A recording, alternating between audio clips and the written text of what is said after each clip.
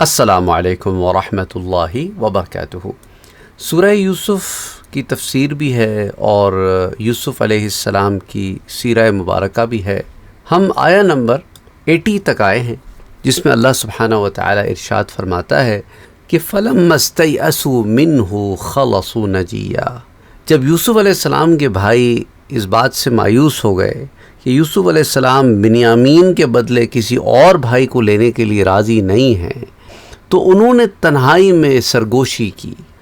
قال کبیرہم، ان کے سب سے جو بڑے بھائی تھے انہوں نے کہا الم تعلموا ان اباکم قد اخذ علیکم موثقا من اللہ، کیا تم کو علم نہیں ہے اس بات کا؟ کیا تم بھول گئے ہو یہ بات کہ جو ہمارے والد ہیں انہوں نے بالتحقیق اللہ کی قسم لے کر تم سے پکا عہد لیا تھا۔ وَمِن قَبْلُ مَا فَرَّطْتُمْ فِي يُوسُف، اور پھر یاد کرو اس سے پہلے تم یوسف کے معاملے میں بھی بھول چوک کر چکے ہو، تقصیر کر چکے ہو۔ فَلَنْ أَبْرَحَ الْأَرْضَ حَتَّى يَأْذَنَ لِي أَبِي أَوْ يَحْكُمَ اللَّهُ لِي، تو جہاں تک میری بات ہے تو سنو، میں اس ملک سے ہرگز نہیں جاؤں گا حتیٰ کہ میرا باپ مجھے اجازت دے یا اللہ میرے لیے کوئی فیصلہ فرمائے۔ وَهُوَ خَيْرُ الْحَاكِمِينَ، اور وہ سب سے بہتر فیصلہ کرنے والا ہے۔ اچھا ایک بات سنو، ارجعوا الی ابیکم، اپنے باپ کی طرف واپس جاؤ۔ فقولوا، ان سے کہو یا ابانا، اے ہمارے والد محترم، ان ابنک سرقا، ہم کیا کریں، آپ کے بیٹے نے چوری کی ہے، ہم اپنا وعدہ پورا کرنا چاہتے پر کیا کریں، ہمیں روک دیا گیا کیونکہ اس نے چوری کی۔ وما شہدنا الا بما علمنا وما كنا للغیب حافظین، تو دیکھیں والد محترم، ہم صرف اسی بات کی گواہی دے سکتے ہیں جو ہمارے علم میں ہو، اور ہم غیب کے تو نگہبان نہ تھے، ہمیں کیا خبر تھی کہ یہ وہاں جا کے یہ کرے گا۔ اچھا اگر آپ یوسف کی بات کو لے کر اس بات پر ہیں کہ پتہ نہیں ہم نے کوئی بات بنائی ہو کہ پہلے یوسف کو کھوائے اب بنیامین کو، تو وَاسْأَلِ الْقَرْيَةَ الَّتِي كُنَّا فِيهَا وَالْعِيرَ الَّتِي أَقْبَلْنَا فِيهَا، تو آپ اس بستی والوں سے پوچھ لیجئے جس میں ہم تھے، وَالْعِيرَ الَّتِي أَقْبَلْنَا فِيهَا، اور اس قافلے سے پوچھ لیجئے جس کے ساتھ ہم آئے ہیں، وَإِنَّا لَصَادِقُونَ، اور بے شک ہم ضرور سچے ہیں۔ تو یہ آیہ نمبر 80، 81 اور 82، اس کو پہلے دیکھ لیتے ہیں، پھر انشاءاللہ تعالی وقت بچا تو پھر اگلی آیات کو دیکھیں گے۔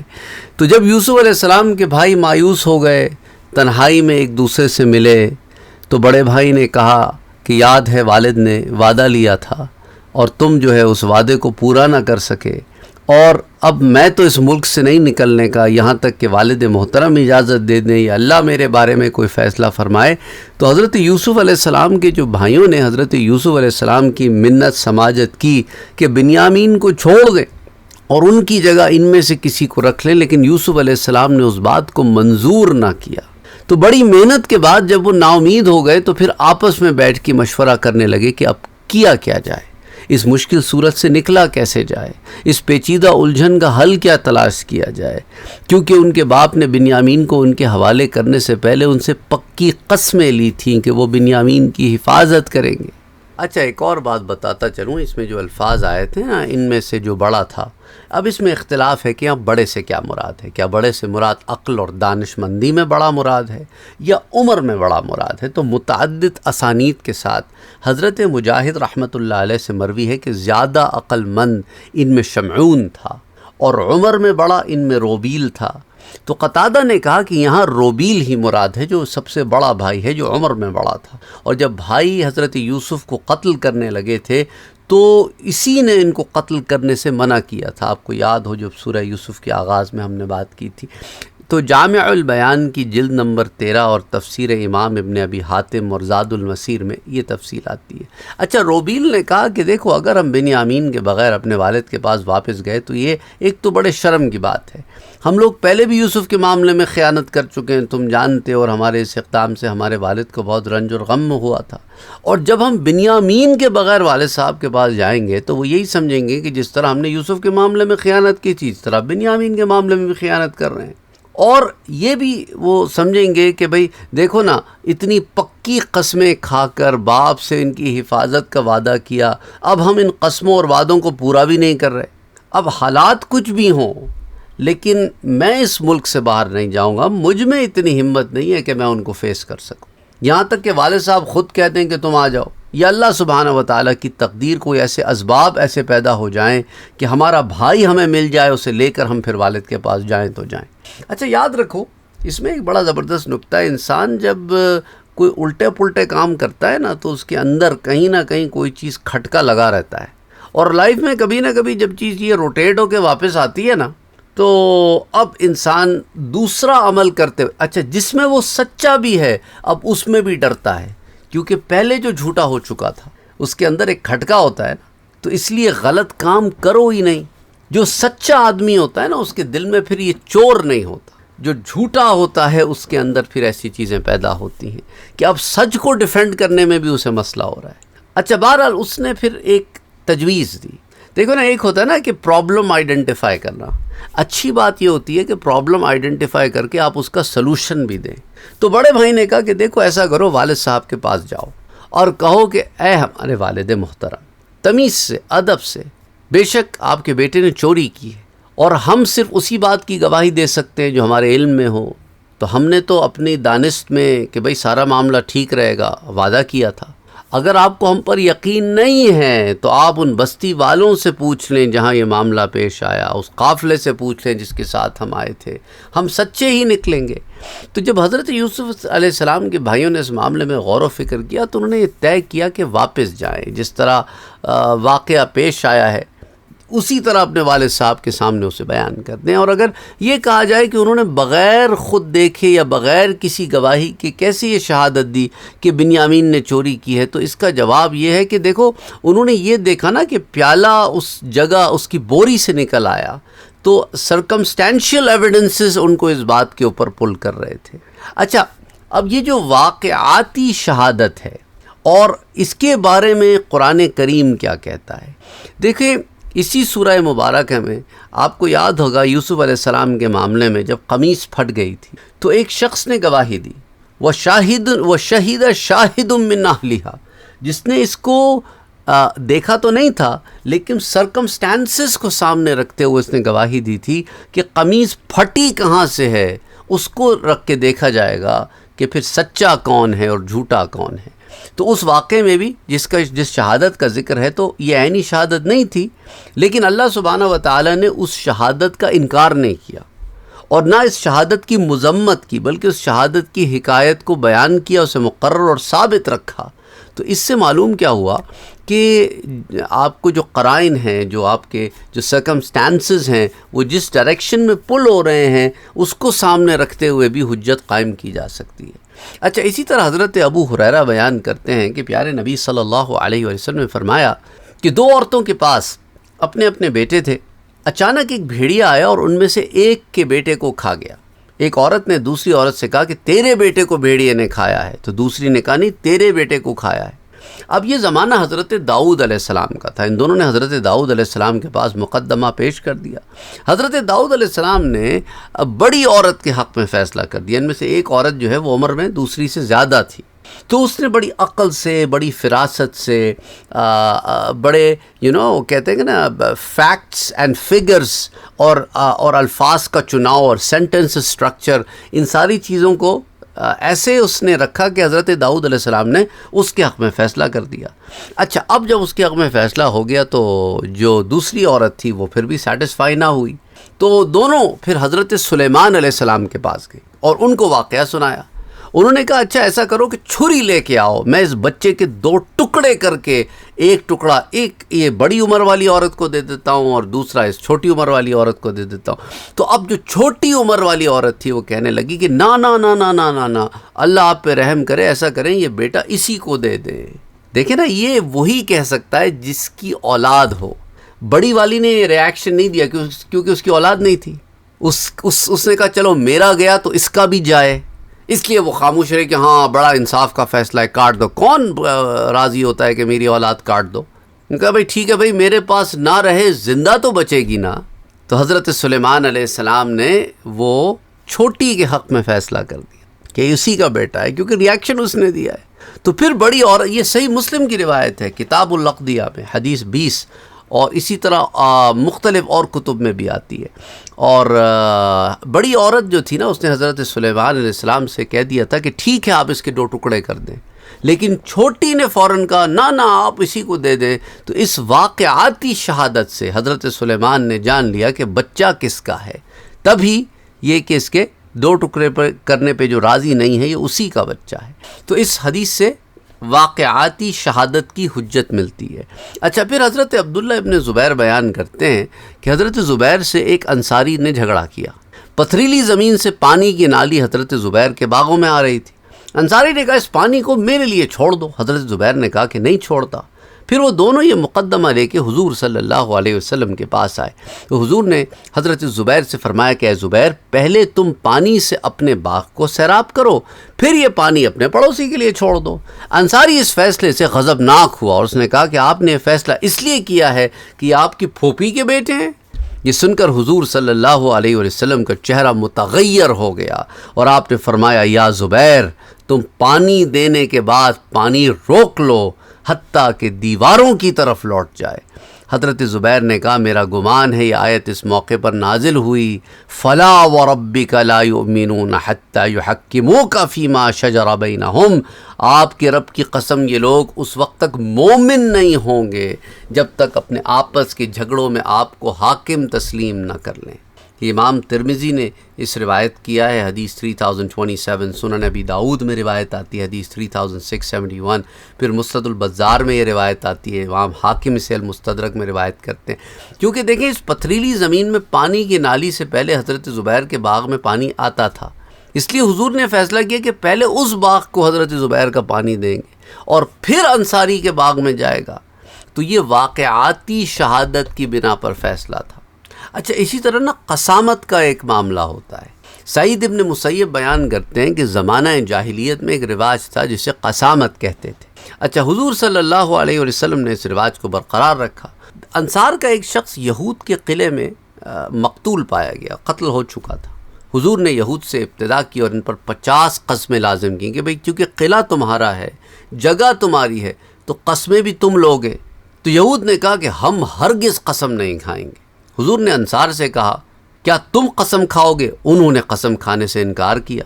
تو پھر حضور نے یہود پر دیت لازم کر دی، کیونکہ مقتول بہرحال ان کے علاقے میں پایا گیا تھا۔ مصنف ابن ابی شیبہ میں روایت آتی ہے، پھر سنن ابی داؤد میں بھی آتی ہے۔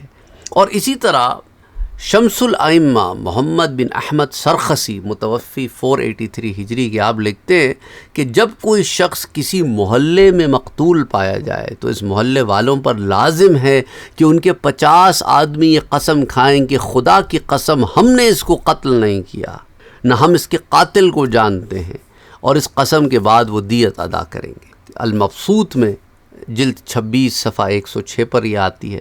اور اسی طرح قسامت میں نا اہل محلہ پر جو قسم اور اس کے بعد جو دیت لازم کی جاتی ہے، یہ بھی پھر واقعاتی شہادت پر مبنی ہوتی ہے، سرکمسٹینشل ایویڈنس ہے نا یہ۔ اور واقعاتی شہادت پر عقلی دلیل کیا ہے کہ ایک شخص کا تازہ گلا کٹا ہوا اور اس کے پاس ہی ایک شخص خون سے بھرا ہوا چھرا لیے کھڑا ہو اور اس کے کپڑوں پر خون کے چھینٹے ہیں، تو یہ اس کا ثبوت ہے کہ یہی شخص قاتل ہے۔ اور اگر بعد میں لیبارٹری ٹیسٹ سے ثابت ہو جائے کہ چھری پر لگا ہوا خون اور مقتول کا خون ایک ہی ہے، تو پھر اس کے قاتل ہونے میں کوئی شبہ نہیں رہے گا۔ یہ بھی پھر سرکمسٹینشل ایویڈنس، واقعاتی شہادت ہو گئی۔ اچھا، دوسری صورت یہ ہے کہ ایک شخص کو گولی لگنے سے وہ مر گیا اور اس کے پاس ایک شخص پکڑا گیا جس کے ہاتھ میں پستول تھا، اور بعد میں پوسٹ مارٹم کی رپورٹ سے ثابت ہو گیا کہ مقتول کے جسم سے جو گولی نکلی ہے وہ اسی نمبر کی ہے جس نمبر کی گولیاں اس کے پستول میں تھیں جو ساتھ کھڑا تھا۔ تو اب اس شخص کے قاتل ہونے میں کوئی شبہ نہیں۔ یہ بھی سرکمسٹینشل شہادت، واقعاتی شہادت ہو گئی۔ اسی طرح ایک شخص ٹوپی پہنے ہوئے اور ایک ہاتھ میں اس نے ایک ٹوپی لیے بھاگ رہا ہے اور دوسرے شخص اس کے پیچھے ننگے سر بھاگ رہا ہے، تو یہ بھی اس بات کی شہادت ہے کہ بھئی جو لے کے بھاگ رہا ہے اس نے اس کی ٹوپی اتاری ہے جو پیچھے بھاگ رہا ہے۔ اسی طرح 2 آدمی ایک بیل یا اونٹ کے دعوے دار ہو گئے اور دونوں کے گھر ایک ہی گاؤں میں ہیں۔ اس گاؤں میں جا کر اس بیل یا اونٹ کو چھوڑ دیا تو جس آدمی کے گھر یا باڑے میں وہ بیل یا اونٹ چلا جائے تو یہ بات بھی واقعاتی شہادت ہے کہ وہ بیل یا اونٹ اسی شخص کا ہے۔ تو الغرض قرآن کریم میں، احادیث مبارکہ میں، عقلی قرائن میں ایسے کئی واقعات موجود ہیں جو واقعاتی شہادت ہیں، پہ شرعی حجت بھی ہیں اور عقلی دلیل بھی ہیں۔ اچھا، اب یہ جو انہوں نے کہا نا، حضرت یوسف علیہ السلام کے بھائیوں نے یعقوب علیہ السلام سے کہا کہ ہم غیب کے نگہبان نہ تھے، اس قول کے حساب سے پھر کیا ہے کہ ہم نے یہ دیکھا کہ شاہی کارندوں نے شاہی پیالے بنیامین کی بوری سے نکالا، اور حقیقت حال تو ہمیں نہیں معلوم کہ وہ بوری میں کیسے آیا، ہم تو سرکمسٹینشل ایویڈنس سے ہم یہ کنکلوژن نکالا کہ یہی معاملہ ہے کہ اس نے چوری کی ہے۔ اچھا، حضرت مجاہد، حضرت حسن اور اسی طرح حضرت قتادہ وہ کہتے ہیں کہ ہمیں یہ معلوم نہیں تھا کہ آپ کا بیٹا چوری کرتا ہے، اس جملے کا معنی یہ تھا، اور اگر ہمیں یہ پہلے معلوم ہوتا کہ وہ اس طرح کا ہے تو پھر ہم اسے لے کے ہی نہ جاتے، ہم قسمیں ہی نہ کھاتے اس کے معاملے میں۔ تو اس کا ایک معنی یہ بھی ہے، اور یہ بھی منقول ہے کہ حضرت یعقوب علیہ السلام نے فرمایا اچھا چلو مان لیا کہ اس نے چوری کی ہے، لیکن بادشاہ کو یہ کیسے معلوم ہوا کہ بنو اسرائیل کی شریعت پر یہ مقرر ہے کہ جس پر چوری ثابت ہو جائے اس کو غلام بنا کے رکھا جائے؟ ضرور تم نے اپنے کسی مطلب کی وجہ سے بادشاہ کو یہ بتایا ہوگا، ورنہ مصریوں کو ہماری شریعت کے بارے میں کیا معلوم؟ تو تب انہوں نے کہا کہ چوری کا واقعہ رونما ہونے سے پہلے ہم نے بادشاہ سے یہ ذکر کیا تھا، اور اس وقت ہم کو معلوم نہیں تھا کہ یہ واقعہ ہو جائے گا، کیونکہ ہم غیب پر نگہبان نہیں ہیں، ہمیں کیا پتہ اس نے یہ بات ہم سے کیوں پوچھی۔ اچھا، اب بستی والوں سے پوچھنے سے کیا مراد ہے؟ حضرت یعقوب علیہ السلام کے بیٹوں نے نا حضرت یعقوب علیہ السلام سے کہا کہ اور آپ ان بستی والوں سے پوچھ لیجئے جس میں ہم تھے، تو اکثر مفسرین کا اس پر اتفاق ہے کہ اس بستی سے مراد مصر ہے، اور بعض نے کہا اس بستی سے مراد وہ ہے جو مصر کے دروازے پر تھی کہ جہاں یہ معاملہ پیش آیا۔ پھر متن قرآن میں یہ جو عبارت آتی ہے نا، آپ اس بستی سے پوچھ لیجئے، اس میں عربی کے اسلوب عبارت کے مطابق مضاف محذوف ہے، اور اس کا ایک معنی علامہ ابو بکر الانباری نے بیان کیا۔ وہ کہتے ہیں اس کا معنی یہ ہے کہ آپ اس بستی سے پوچھئے، وہاں کے در و دیوار اور بازاروں سے پوچھئے تو آپ کو بتائیں گے، کیونکہ آپ انبیاء میں سے ہیں، بلکہ اکابر انبیاء میں سے ہیں۔ تو جب آپ سوال کریں گے تو کوئی بعید نہیں کہ اللہ سبحانہ و تعالی ان جمادات کو گویا کر دے گا، ان نان لیونگ تھنگس کو اللہ قوت گویائی دے دے گا، وہ بات کریں گے اور آپ کو صحیح واقعہ بیان فرما دیں گے، اور یہ آپ کا معجزہ ہو جائے گا۔ اور اس کا ایک اور معنی وہ یہ بھی بیان کرتے ہیں کہ جب کوئی چیز بہت سچی ہو اور اس کا صدق بہت واضح ہو تو کہا جاتا ہے کہ تم اس بات کو آسمان اور زمین سے پوچھ لو۔ تو اسی معنی میں انہوں نے کہا کہ آپ بستی سے پوچھ لیں، یعنی یا تو بستی والوں سے پوچھ لیں یا اعجازاً معجزتاً وہاں کے آثار سے پوچھ لیں۔ تو اس آیت سے یہ فقہی مسئلہ بھی نکلتا ہے کہ جو آدمی حق اور صدق پر ہو اور اس کو یہ گمان ہو کہ لوگ اس کے متعلق غلط فہمی اور بدگمانی میں مبتلا ہوں گے، تو اس کو چاہیے کہ وہ اس بدگمانی اور غلط فہمی کو دور کرے۔ اور امام غزالی نے احیاء العلوم میں یہ حدیث ذکر کی ہے کہ تہمت کی جگہوں سے بچو، ایسی جگہ پر بھی نہ پائے جاؤ کہ تم پر کوئی تہمت لگ جائے۔ کشف الخفا میں جلد 1 صفحہ 44 پر یہ آتا ہے۔ پھر اسی طرح امام بخاری رحمہ اللہ اپنی سند کے ساتھ روایت کرتے ہیں کہ حضور صلی اللہ علیہ وسلم کی زوجہ حضرت صفیہ بیان کرتی ہیں کہ حضور اکرم صلی اللہ علیہ وسلم رمضان کے آخری عشرے میں مسجد میں اعتکاف میں بیٹھے ہوئے تھے، میں آپ کی زیارت کے لیے گئی اور کچھ دیر آپ سے باتیں کرتی رہی۔ جب میں جانے لگی تو حضور مسجد کے دروازے تک مجھے چھوڑنے آئے۔ جب میں حضرت ام سلمہ کے دروازے تک پہنچی تو 2 انصاری گزرے۔ حضور نے فرمایا ذرا ٹھہرو، یہ صفیہ بنت احی ہیں۔ ان دونوں نے کہا سبحان اللہ یا رسول اللہ، اور ان کو یہ وضاحت ناگوار گزری۔ اللہ اکبر۔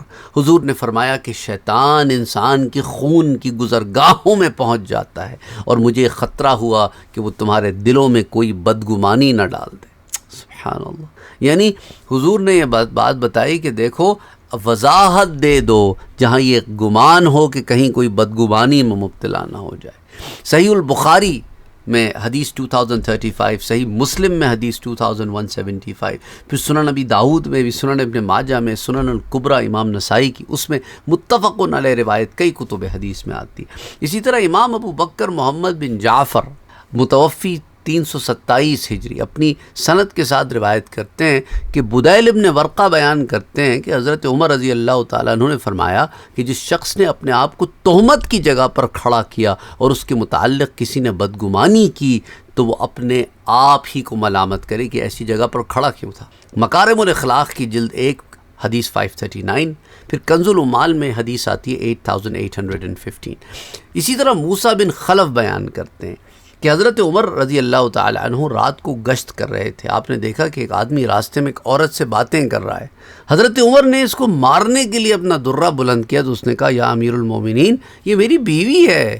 آپ نے فرمایا تم ایسی جگہ باتیں کرتے کہ لوگ تم کو نہ دیکھتے۔ تو مکارم الاخلاق حدیث 541۔ اسی طرح اللہ سبحانہ و تعالی نے ارشاد فرمایا کہ دیکھو پھر یعقوب علیہ السلام نے کہا کہ بلکہ تمہارے دلوں نے ایک بات گھڑ لی ہے تو اب صبر جمیل ہی مناسب ہے۔ تو انہوں نے ان کے اس بات کا یہ جواب دیا قالت بل سولت لکم انفسکم امرا فصبر جمیل۔ تو یہ آیا نمبر یہاں سے 83 شروع ہوتی ہے۔ انشاءاللہ پھر اس کو اگلے درس میں دیکھتے ہیں۔ وما علینا الا البلاغ۔